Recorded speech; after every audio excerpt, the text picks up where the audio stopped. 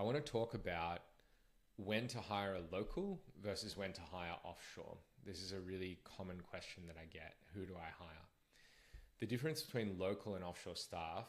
So just to clarify, when I say local staff, I'm the audience that I'm speaking to, my clients are typically Australian, American, New Zealand, UK, English speaking countries.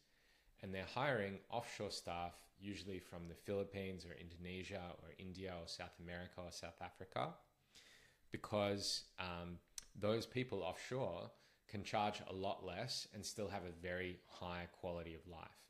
And so if you're early in your business journey, you might not be able to afford a local staff member, but you can afford a virtual assistant.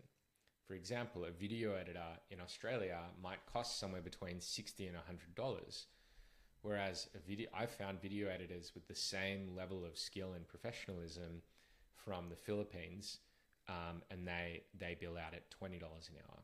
So it's literally costing 1/3, but getting the same level of quality.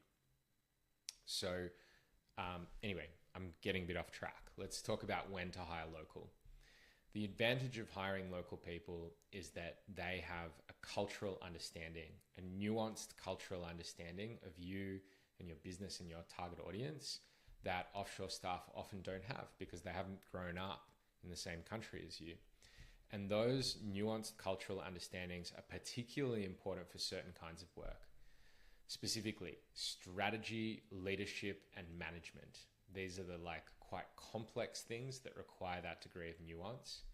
Also, sensitive content and language.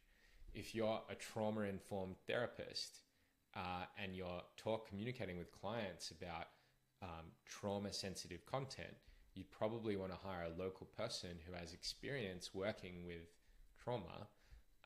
You wouldn't want to just outsource that to anyone because it's very sensitive. And similarly with copywriting, if you're writing copy for your website or your sales page, you'd want to get someone who hopefully is a native English speaker, because they're going to get the nuances of the language. Copywriting is highly nuanced.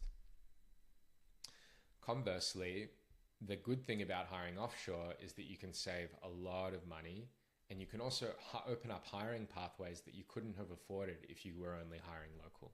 So it enables the business to grow.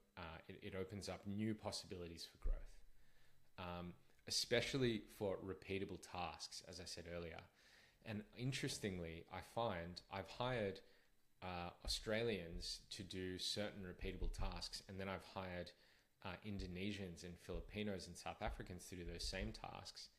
And I find that the offshore staff often do a better job.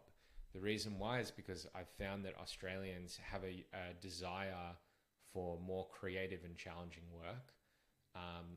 Whereas Filipinos, for example, there's a humility and a patience, and they're just willing to get big chunks of work done in a way that I've found is more challenging for Australians.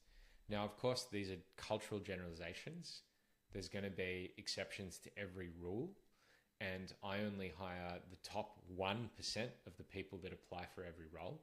So there's all going to be exceptions, but these are the generalizations I've found over many, many years of hiring experience.